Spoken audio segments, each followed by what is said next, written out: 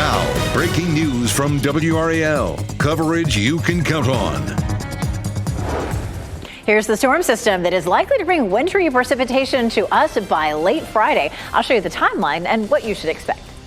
Also breaking news this noon, a request for delay. Why attorneys for the alleged Hedingham gunman want his trial date delayed another year. This is one of the worst situations that we have ever seen. At least 3 out-of-control wildfires burning in Los Angeles County. The plan of attack to help keep people and homes safe. Back here at home, it does look increasingly likely that we will see snow and a wintry mix across our entire viewing area late Friday into Saturday. It's a pretty nice Wednesday right now. I'm Jeff Hogan. And I'm Renee Chu. Great to have you with us. WRAL's Elizabeth Gardner is in the Severe Weather Center with a look at the preliminary timeline and which areas are likely to see what. Elizabeth. We're definitely looking at all the models coming in, and it looks much more likely that we'll have some wintry precipitation starting late Friday, ending potentially on Saturday morning. So here's what we're looking at. Of course, we just took a look at the system. It's way back near California right now. By the time we get to lunchtime on Friday, we start to see the precipitation getting closer to us. We're likely dry at 5 o'clock, but that's not a promise. We'll likely see the timeline for this changing somewhat, so it could be here by the evening commute. Most likely between 7 and 8, we start to see some snow moving in. It may even start as snow in our southern counties, but down here is where we would see that change over quicker. Of course, the pink shaded area is where we have a wintry mix, and that's going to be anything from rain, snow mix to sleet to some freezing rain. It's likely to go, of course, to eventually rain, starting maybe around midnight in Fayetteville. The pink shaded area by midnight starts to work its way into the triangle, and that could be sleet and then freezing rain. Freezing rain, of course, creates that icy glaze over everything. This is 3 a.m. and you can see a lot of the pink shaded area across the bulk of the viewing area, except for our far northern counties, which may remain snow for almost the entire event. By 7 to 8 o'clock in the morning, it's likely to move on out, and it stays very cold behind the system. So driving could be an issue Friday night into the day Saturday, maybe even into Sunday morning with lingering moisture. So what are we talking about in terms of totals? It could be 1 to 2 inches from Raleigh northward, and then an inch or less in our southern counties. Of course, the far southern counties would be the lower amounts.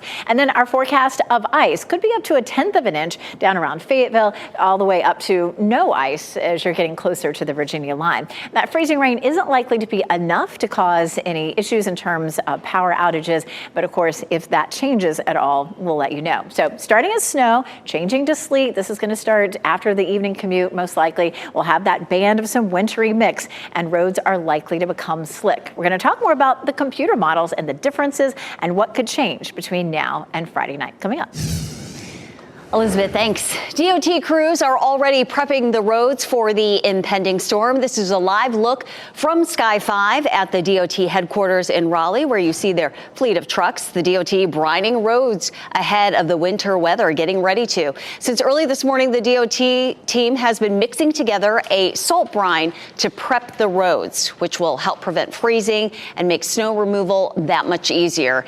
It's a tall task. They have roughly 15,000 lane miles they're responsible for. A lot has changed since the last storm.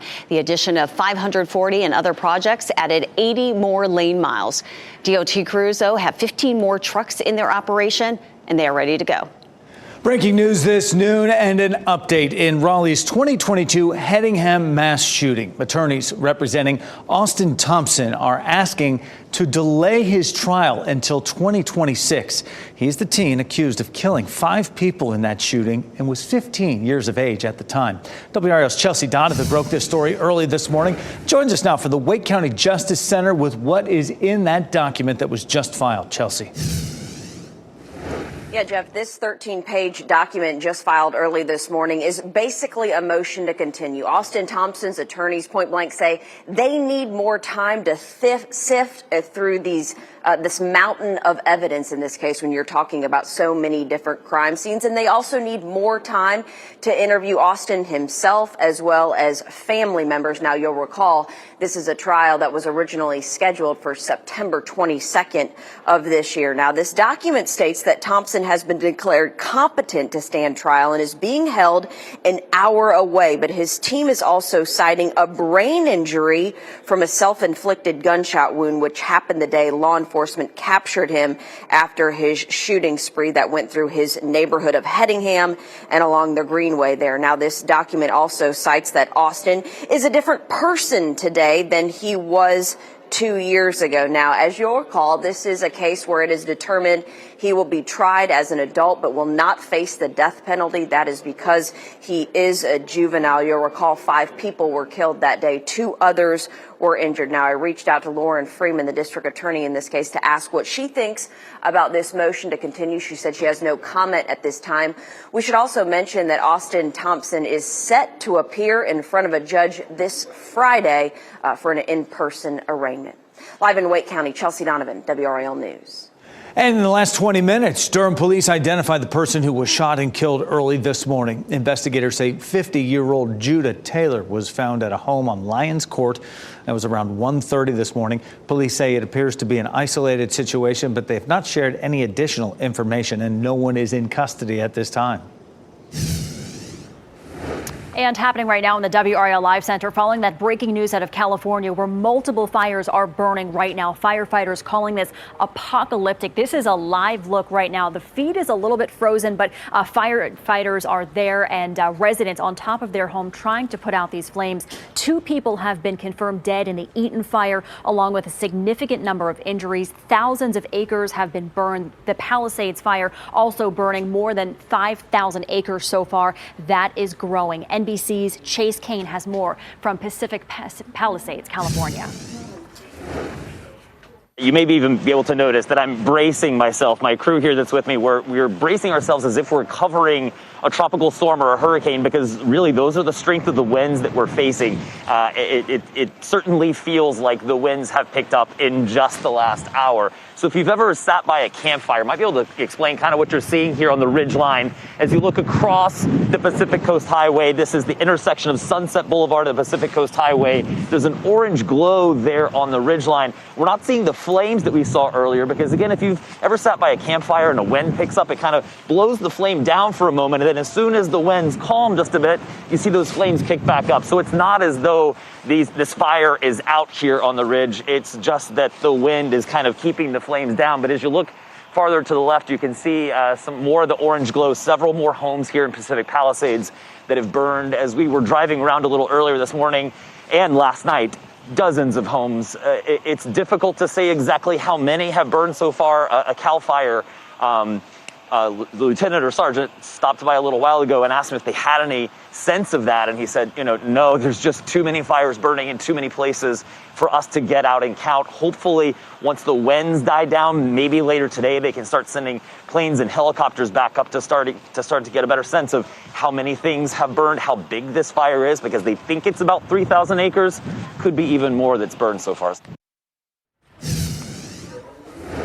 And back here in the WRAL Live Center, shifting gears a little bit here, the Justice Department says that it will release some of Special Counsel Jack Smith's findings on President-elect Trump, but will withhold the rest of the report. You might remember U.S. District Attorney Eileen Cannon temporarily blocked the release of the report, but the Justice Department said there wasn't any need for that because Attorney General Merrick Garland intends to give Congress only Volume 1, which focuses on Trump's efforts to overturn the 2020 election. The report is expected to detail findings and charging decisions in Smith's 2 investigations. State lawmakers are back in Raleigh today to be sworn in for the new 2-year session. That ceremony is just getting underway at the state legislative building. WRAL Capitol Bureau Chief Laura Leslie is live outside the House chamber with what's changing this year. Hi, Laura. Hey, Renee. It's a very festive atmosphere today. Lawmakers' families and friends are here with them for the swearing in, and some will even be sitting with them on the chamber floors. It's the only time that that's permitted here. You can see behind me that the gallery is completely standing room only, packed with other family and friends waiting to see the swearing in. Both chambers will be voting on their respective leaders today. In the House, that's expected to be Representative Destin Hall, is the first new House Speaker in a decade. Hall was part of the leadership team that was put together by former House Speaker Tim Moore, who is now serving in Congress. Democrats are also expected to nominate one of their own, but Republicans are the majority, so Hall is expected to win. In the Senate, longtime Senate leader Phil Berger is expected to be elected to an 8th term leading that chamber. He'll be sworn in by his son, State Supreme Court Justice Phil Berger Jr. Republicans still hold a veto-proof majority in the Senate, but they're now one vote short in the House, and that could give Democrats and new Governor Josh Stein a little bit more leverage when it comes to the laws that are being passed. Now, after today, lawmakers will head home for 3 weeks while committees get organized and bills are filed. They'll be back to work at the end of the month here. At the top of their priority list, likely to be Helene recovery and, of course, the state budget. Laura Leslie, WRAL News Live in Raleigh. You have a chance to help shape Raleigh's budget tonight. The city is holding a listening session to find out how people would like their tax dollars spent.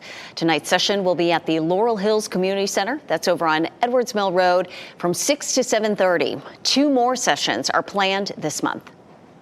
Next at noon, artificial intelligence used for evil. How a Cybertruck explosion in Las Vegas is a warning for other potential harmful activities. Also, a car plowed through a Houston tea shop, causing serious damage. What the owner plans to do now. Plus, winter storm tracking, snow, rain, ice. At 12:30, should power outages be a concern with what's coming this weekend? Keep watching WRAL News over the air Channel 34 and Spectrum Channel 1257.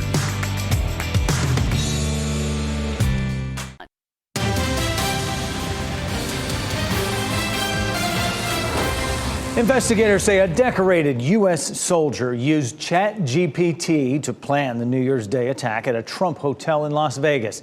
An OpenAI spokesperson says ChatGPT shared information already publicly available on the internet and provided warnings against harmful or illegal activities.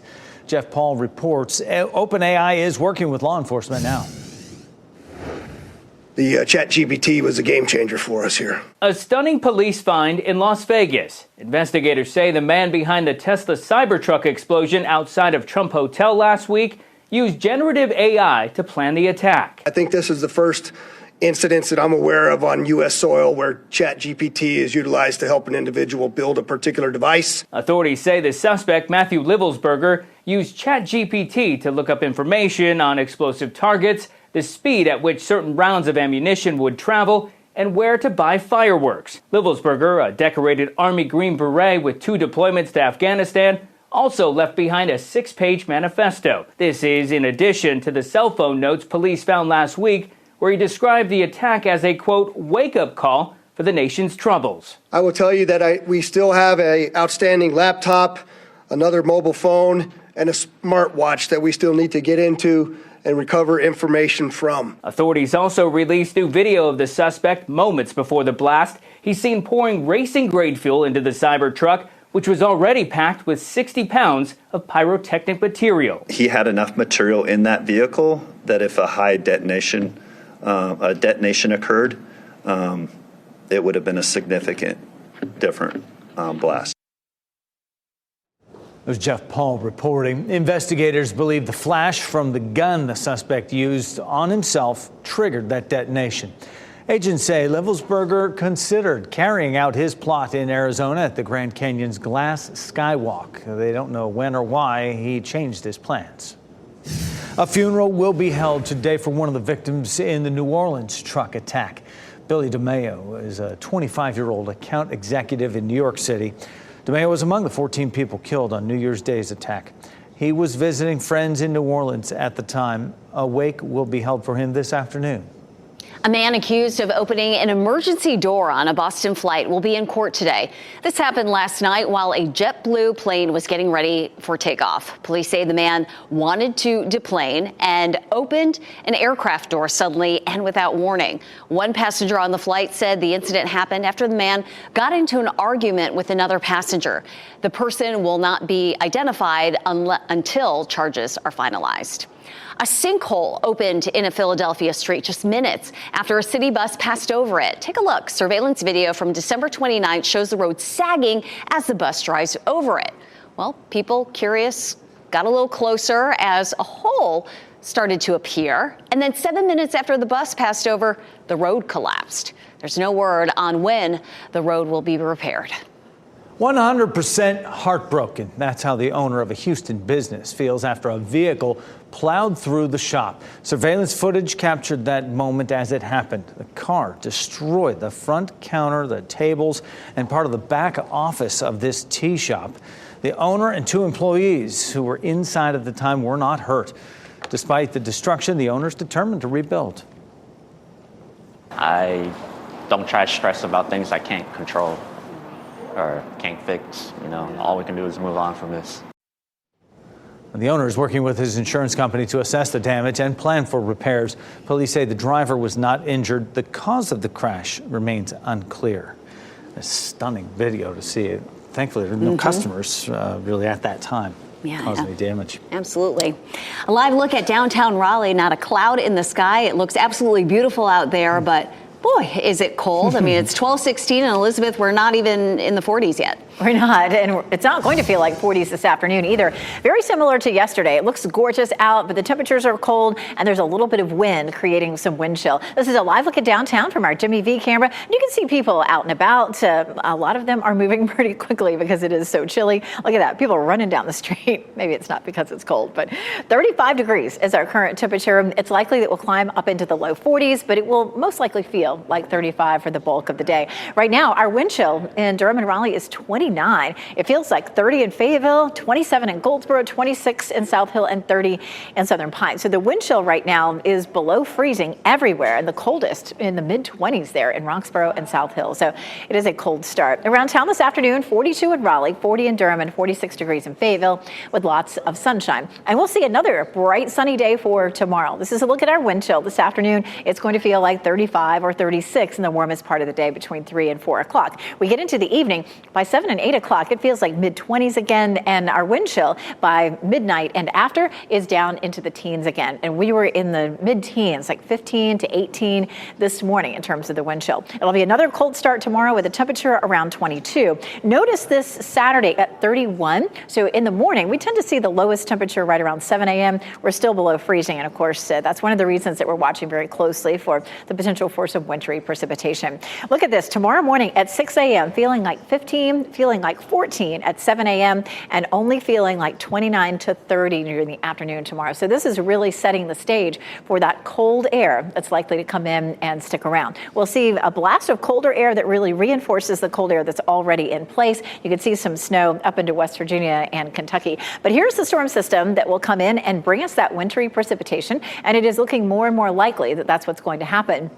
We'll walk through Futurecast again here at lunchtime on Friday. We're quiet and calm, and we're not looking at any precipitation. But as we get closer to the evening commute, that snow gets closer to us. It's likely to be in the Charlotte area by the evening commute, and it's possible that we would see it here by the evening commute as well. Right now, the models are a little bit slower. If it speeds up a little bit, it would be an issue for the evening commute. Around dinner time, if you had plans to be out for dinner Friday night, that snow is likely to start falling while you're at dinner. It may start in our southern counties as snow, but rapidly change over to sleet and freezing rain, and then eventually rain closer to midnight. We start to see that change over potentially around midnight in the Raleigh area and in the Triangle, and then gradually all of this starts to move away. Our northern counties may see a quick changeover before the precipitation ends, or it could stay all snow there. Now, we went through a lot of details there. Expect these details to change between now and Friday. And here's why. The models are looking at a lot of different scenarios. For the Triangle, as little as an inch on the European model, or up to an inch and a half on the American model and on Futurecast.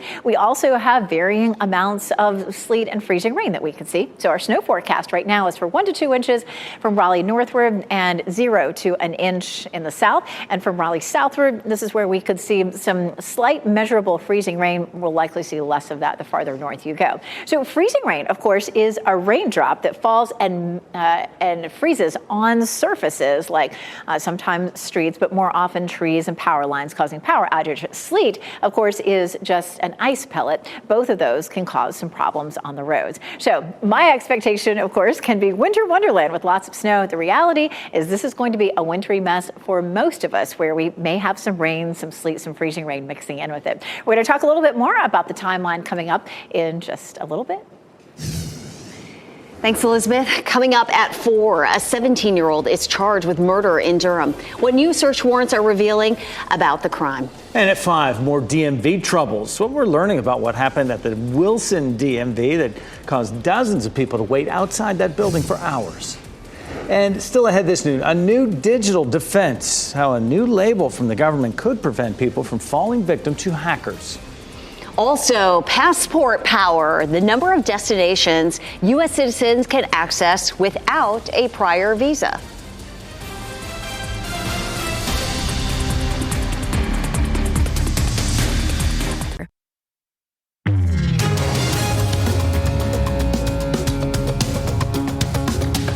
The Supreme Court will hear arguments Friday over whether TikTok should be banned in the U.S. if it doesn't separate from parent company ByteDance. At least 2 investors appear to be showing interest. Shark Tank star Kevin O'Leary says he is partnering with billionaire Frank McCourt to buy TikTok. O'Leary says they'll need the help of President-elect Donald Trump to complete the purchase. However, the law banning the platform takes effect on January 19th, one day before Trump's inauguration. Tens of thousands of Amazon employees are back in the office for the first time since the pandemic. More than 60,000 full-time workers returned to offices in Washington state last week. And last May, the company transitioned from remote work to 3 days a week in office. The tech giant says it will offer employees funded or reimbursable transportation options. The United States ranks in the top 10 of the world's most powerful passports. American citizens can travel to 186 worldwide destinations visa-free. Singapore claims the top spot with visa-free access to 195 locations. And Afghanistan remains locked in bottom place with visa-free access to just 26 destinations. This means the gap between the travel freedoms enjoyed by citizens at the top and bottom is the widest in history.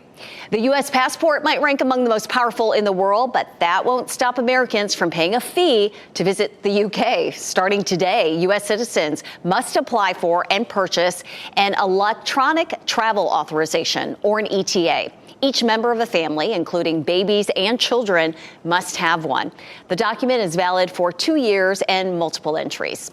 Delta Airlines is ending its 8-year partnership with Lyft to offer customers new perks. Starting this spring, Delta will link its SkyMiles loyalty program to Uber. Members will be able to earn a mile per dollar spent on UberX airport rides, 2 miles for every dollar spent on premium rides, such as Uber Black, and 3 miles per dollar on Uber Reserve trips. The perks don't end there. Members will also earn a mile for every dollar spent on Uber Eats orders over $40.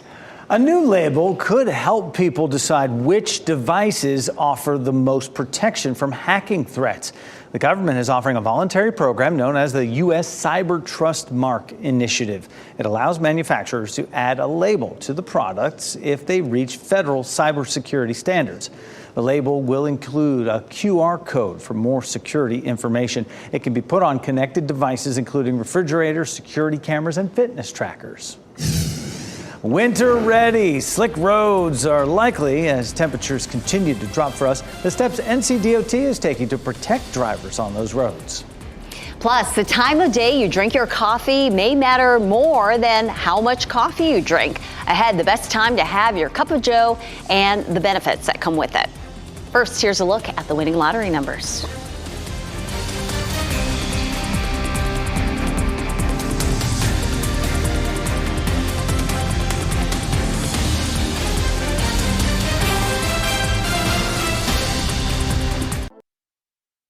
Shot in 4K ultra high definition. Your number one source for local news. WRAL News. Coverage you can count on.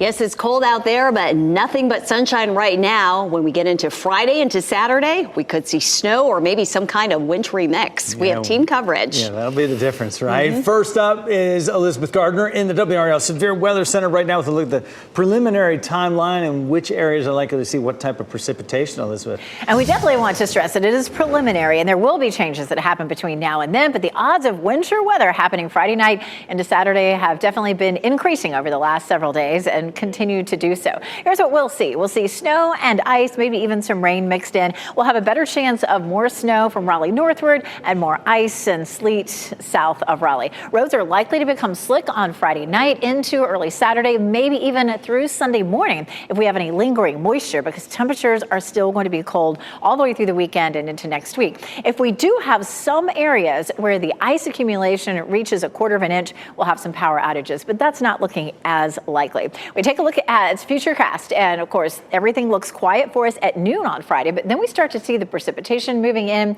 We could be dry at 5 o'clock during the evening commute, or we may already be seeing some snowy precipitation, a little wintry mix down to the south. As the overnight period goes on, by midnight, we start to see more of that changeover south of Raleigh, and then by 3 or 4 in the morning, it's moving on up through the triangle. It should be out of here by 7, 8, 9 o'clock in the morning. Again, this timeline will change, and the amounts that we may see will also likely change. That is because we're waiting to see what the exact path of the storm is. If the storm trends a little farther north, we're going to see more potential for rain and freezing rain. Scenario 2 would mean a lot better chance of more snow or sleet.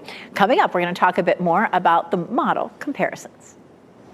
Elizabeth, thanks. Highway crews in the Triangle are already out preparing the roads for winter weather. WRAL's Sean Gallagher is with the state DOT. And Sean, this starts with treating the roads. For sure, Renee. These trucks that are here behind me, they've been here since 8 a.m., filling them up with a salt brine. And pretty soon, a lot of these trucks will hit the road, following a lot of trucks that are already out there to layer that mixture over nearly 15,000 lane miles across our area to try and make the roads safer for drivers this weekend. Now, these have 5,000-gallon tanks on the backs that get filled with that mixture of salt and water. And I'm told applying it now will still provide some protection on the roads in a couple of days. It helps prevent ice from sticking to the roads and makes it easier to remove the snow once it falls. Now, these crews are shaking off the cobwebs. It's been about 1,000 days since they last had to do something to this magnitude, and they feel confident, though, that the roads will be ready to go at the end of the week. We can do snow and ice as good as anybody can. The trick of it is a lot of our folks just don't have the experience that you do when you grow up in it or when you experience it every day. We're looking at 1,000 days since our last snow event. And in that time, we have a lot of new drivers to the area and young drivers that this will be their first time in it. So everybody just needs to be patient, and we'll get through this. Now, a benefit for these crews is that they have plenty of salt from not needing it for the last few years. I'm told there are 14,000 tons of salt that are available to these crews, and it's a benefit. It gets extended by this salt brine because they make it at about a 20% ratio. Now, this may sound like a broken record, but DOT is reminding drivers, take it slow. You may hear that all the time, but seriously, there are a lot of people who have not hit the roads in snow in several years here, so make sure you do that. And then to keep them safe and yourself safe, usually try to be about 200 feet back if you see any of these salt trucks or plows that are out on the roadway. That's about 10 to 12 car lengths if you're out on the roads. Sean Gallagher, WRAL News in Raleigh. Definitely give some space. And snow is not the only precipitation we're tracking. Freezing rain will be possible as well. Meteorologist Chris Michaels shows us how that is calculated into the forecast and whether or not power outages are a concern. Freezing rain totals, when they get up to about a quarter of an inch, that's when power outages start to become more likely and more widespread, because that adds more weight to the power lines, right? But we're not necessarily looking at that. And one of the ways that we can forecast freezing rain is by looking at how much liquid equivalent would fall. So for every 1 inch of rain, that's equivalent to about 10 inches of snow, but it's equivalent to about 3/10 of an inch of ice. When we look at the latest data, the storm track, the speed, everything like that, the amount of liquid precipitation would be equal to about 0.3 to 0.5 inches. So if it were all snow, which it's not going to be, it would be 3 to 5 inches. If it were all ice, that would amount to about 9/100 of an inch to 15/100 of an inch. So it's likely that we stay below that critical threshold of a quarter of an inch. In fact, when you look at most of the forecast models, they show about 1/10 of an inch of ice or less. That's still going to be impactful, especially to roads, but in terms of widespread and long-lasting power outages, that does not look likely. That's just one of the questions that we've gotten. We're fielding a lot of questions and answering them as we go along on WRAL.com. Just go to our website, search Q&A, and it'll be the first article you find. And you can count on WRAL to keep you informed as this winter storm approaches. Our team of meteorologists will be keeping a close eye on every development throughout every day leading up. And you can look for updates during our newscasts on WRAL News Plus all the time and online or in our WRAL News app. 3 major wildfires are burning out of control in Los Angeles as hurricane-force wind gusts spread the flames. Here's a look at the areas we are talking about. CAL FIRE says the largest, the Palisades fire, broke out near the Pacific Palisades neighborhood last night.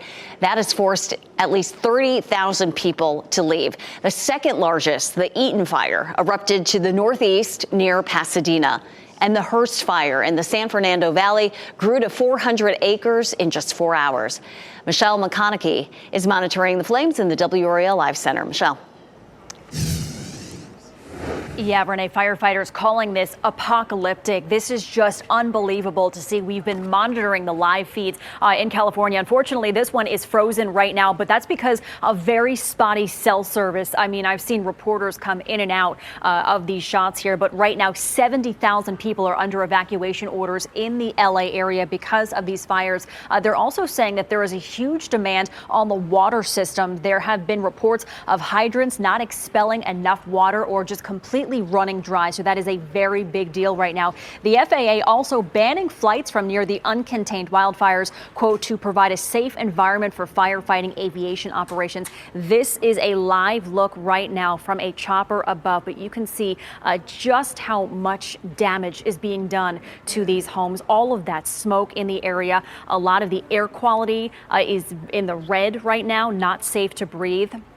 President Biden is set to receive a briefing from CAL FIRE officials at a local fire station in Santa Monica, so we are awaiting on that to happen. But again, 70,000 people right now under evacuation orders because of these fires.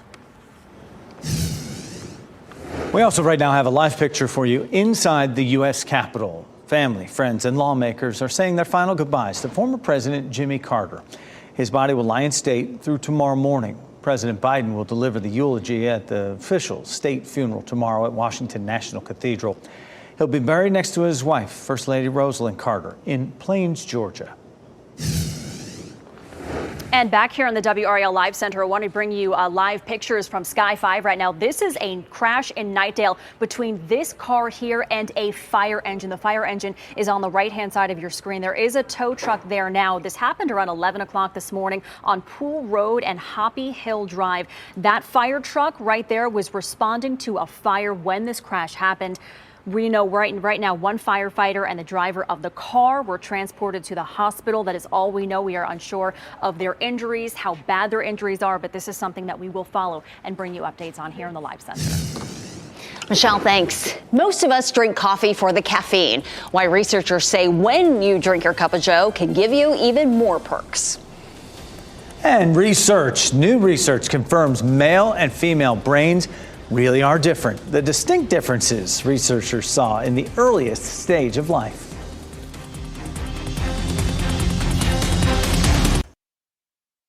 A new study suggests boys and girls really are wired differently. Researchers in Cambridge University analyzed newborn brain scans. They found male newborn babies had larger brain volumes overall, especially in regions involved in motor control and sensory perception. Female newborns have greater amounts of gray matter, which is responsible for processing and interpreting information like sensation and speech. If you want to enjoy the health benefits of coffee, look at the clock the next time you reach for a cup. A group of researchers found that people who drink coffee between 4 a.m. and noon enjoy its health benefits.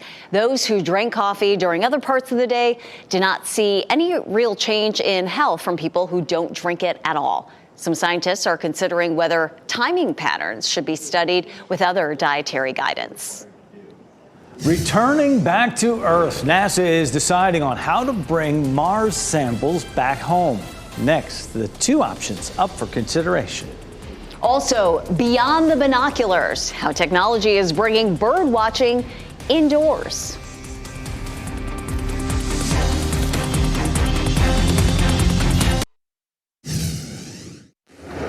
Our first teacher of the week this new year did not think she wanted a career in education. But after college, she worked with children with disabilities, and that changed everything. WRAL's Ken Smith introduces us to a special education teacher who found her calling in the classroom. Tabitha needs help to find the shoes. Christine Marchand values these one-on-one interactions with her students with special needs. Carly says the present is taking too long to come. This is actually a career that chose her after she got a chance to work with children with disabilities right after college. And after 28 years as a special education teacher, she can't imagine doing anything else. Like I had a student the other day, he talked and answered the question for the first time I've heard, and I was just so excited and like cheering him on, and he had the biggest smile on his face. Marchand spent the majority of her career on the elementary school level, but a year ago made the move to South Garner High School. She actually did her student teaching at a high school. The kids are more independent, they're able to do more things on their own, and it's kind of exciting to see where my kids started and where they're actually going to end up and then go past and beyond. Marchand's vision is to see more of her students included in the mainstream. She says there's nothing more gratifying than seeing her students succeed. I love seeing the light turn on. I love seeing them excited when they actually get a new skill. So it makes me feel, I feel proud that I've been able to change their lives and hopefully help improve their lives too. Miss Marchand. Oh, goodness gracious. You are WRAL's Teacher of the Week. Congratulations. Thank you. Ken Smith, WRAL News. NASA has a couple of ways to return samples from Mars back to Earth. The Perseverance rover has been gathering rocks and dust since it landed on Mars in February 2021. Returning those samples to Earth is a tricky process. One option relies on the sky crane method used for the entry, descent, and landing of the two rovers still exploring Mars. The second would use a heavy lift vehicle lander, such as designs from companies from SpaceX and Blue Origin, to Mars to deliver the samples back home. Prized rocks right there.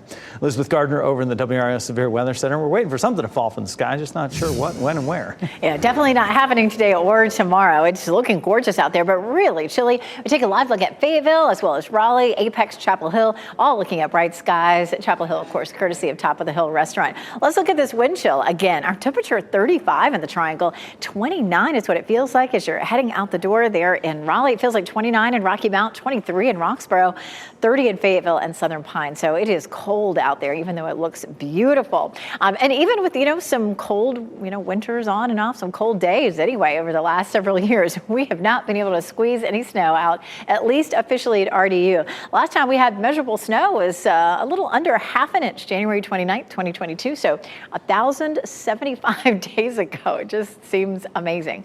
But this looks more and more likely, like we're going to break that streak. It's likely to start as snow, gradually changing over to sleet in the Triangle. A little farther south, it'll change over faster. We'll see some freezing rain mixing in, starting in the south and moving northward. And in some places from the Triangle area southward, it may change over to all rain before it ends up ending. So low pressure system still sitting over here near Arizona, about 2,000 miles away. As the system continues to slide eastward, we'll continue to collect data from it. And starting tomorrow, we'll end up with high resolution data. And that, of course, helps to build confidence in our forecast as well. We'll take a look at Futurecast again starting at noon on Friday. We're looking dry. Once we take it out to around 5 o'clock, it still looks like it's fairly dry, but we'll likely end up with the potential for some snow showers to roll through. If not at the evening commute, definitely by dinner time. So keep that in mind. If you had plans on Friday evening to be out and about, to a concert or to dinner, you might want to rethink that, or at least not stay out too late, because we're going to see that snow starting and the ground will be cold. So this may start to stick pretty quickly when it falls. Down in Fayetteville by 8 o'clock, we're already seeing a little wintry mix. So some sleet, some freezing rain starts to move in.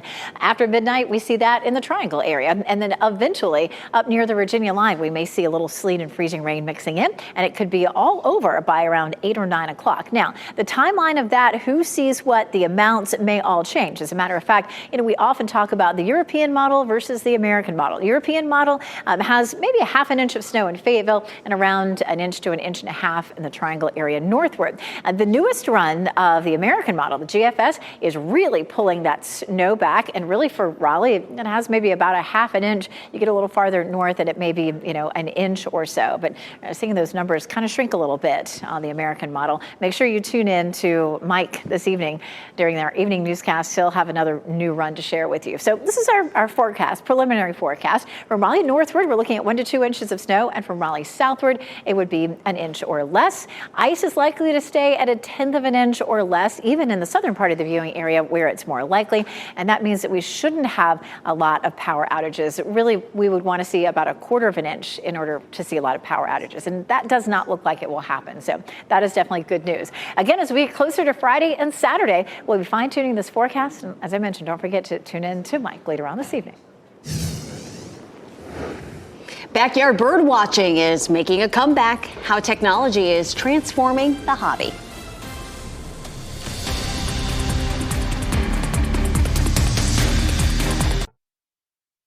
As we wrap things up, here's a look at a few of the headlines we're following today. DOT crews are already prepping the roads for incoming winter weather. NCDOT is brining roads right now. Since early this morning, crews have been mixing together a salt brine to prep the roads. The treatment will help prevent freezing and make snow removal easier this weekend. They have roughly 15,000 lane miles they're responsible for. A breaking update in Raleigh's 2022 Hedingham mass shooting. Attorneys representing Austin Thompson, the teen accused of killing 5 people in that shooting and who was 15 at the time, are asking to delay his trial. They want to delay it until 2026. Thompson's defense team says they need more time to prepare for the trial, stating the enormous amount of evidence. The court originally set a trial date of September 22nd of this year. State lawmakers are back in Raleigh today to be sworn in for the new 2-year session. That ceremony started within the hour at the state legislative building. Both chambers will be voting on their respective leaders. In the House, that's expected to be Representative Destin Hall, the first new House Speaker in a decade. Over in the Senate, longtime Senate leader Phil Berger is expected to be elected to an 8th term. High-tech bird feeders are giving homeowners a close-up look at birds visiting their backyards. Several companies are leading this innovative push by turning cameras into flower-shaped objects. Some people admit they weren't really fans, but these new smart feeders have turned them into dedicated birders. Bird watching normally requires you to wake up early in the morning, like crazy hours sometimes, right? You have to know the silhouette of the bird. You have to know its song. You have to go out to a place that you know it's going to be there, right? It can be an extremely hard thing to like truly get into it. Well, not anymore. Bird populations in North America have been on a decline, but those taking up bird watching are increasing. Yeah, what a great idea. You get such a close-up there and the clarity. Well, our pet of the day from Cat Angels NC is a highly energetic kitten who can switch from chasing his brother to napping almost immediately. Meet Adric. The perfect home for this 5-month-old is one with toys and someone that can engage with him in play. Adric likes his people and he wants to play. At the end of the day or during nap time, he'll climb to the top of his cat tower or be back on the couch and curl up to sleep. If you want to meet Adric, go ahead and fill out an application on the Cat Angels website. NBC News Daily is next on WRAL, your next local news update in 30 minutes. You can always get breaking news updates anytime with our WRAL News app. Enjoy the sunshine right now in Clinton and others. We'll see you later. Keep watching WRAL News over the air channel 34 and Spectrum channel 20.